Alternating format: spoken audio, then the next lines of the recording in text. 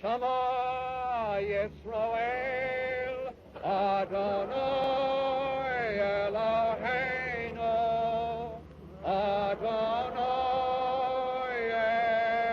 Echad. Shama Yisrael Adonai Eloheinu Adonai Echad.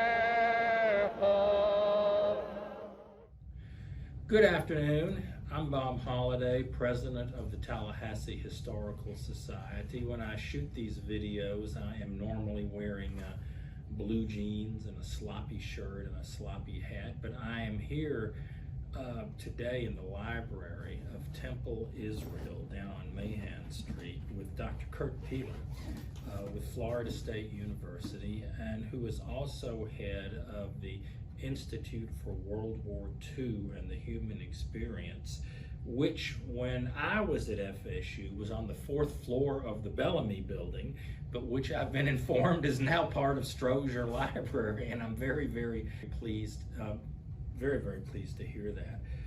Dr. Peeler is our speaker on Thursday night, November the 10th, at the Governor Martin House in Myers Park. Dr. Peeler has written a really extraordinary book. Whenever I teach World War II, I tend to focus on the racial aspect of it because World War II was in many ways quintessentially a racist war on many sides. But also, but religion and the religion, particularly how you get soldiers to fight. Well, there are a couple of ways to do that. One is to dehumanize the enemy. The other one, of course, is a kind of a religious motivation. And both of these factors are going to be very involved in World War II. So I was reading this book, and here it is. It's called A Religious History of the American GI in World War II. And I would like to introduce the subject of his talk to us, Rabbi David Eichhorn, who in 1939 founded Temple Israel here in Tallahassee, who was chaplain in the U.S. Army. Sounds like Rabbi Eichhorn was not a shrinking violet on matters like this. Well, he's a remarkable figure. I learned about Rabbi Eichhorn before I came to Tallahassee to teach at FSU, and I remember very excited when I got to go to the synagogue he founded and saw his name on the plaque. Eichhorn was, how do I put it, no shrinking violet on really some important moral issues. For example, when he was a rabbi at Texarkana, there was an African American accused of murdering a white person, essentially.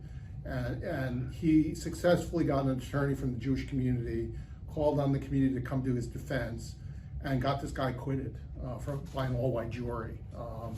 And that's pretty remarkable. Yeah, he, like a lot of clergy, like a lot of Protestant ministers, but a lot of rabbis in the 20s and early 30s were pacifists. And he said he disavowed his pacifism when he saw the threat of fascism, and even tried to enlist in the Abraham Lincoln Brigade to fight in the Spanish Civil War. So he could be very opinionated in dealing with marriage counseling issues, but also had incredible moral courage. And I think one of the important stories about World War II, there are two true groups of true volunteers in World War II, because it's a draftee army. The two volunteers groups are women. Women cannot be drafted. They toy with the idea of drafting women nurses, but they back off. Right. And clergy who serve as chaplains. Clergy were automatically exempt from service, and so any chaplain in World War II is a true volunteer.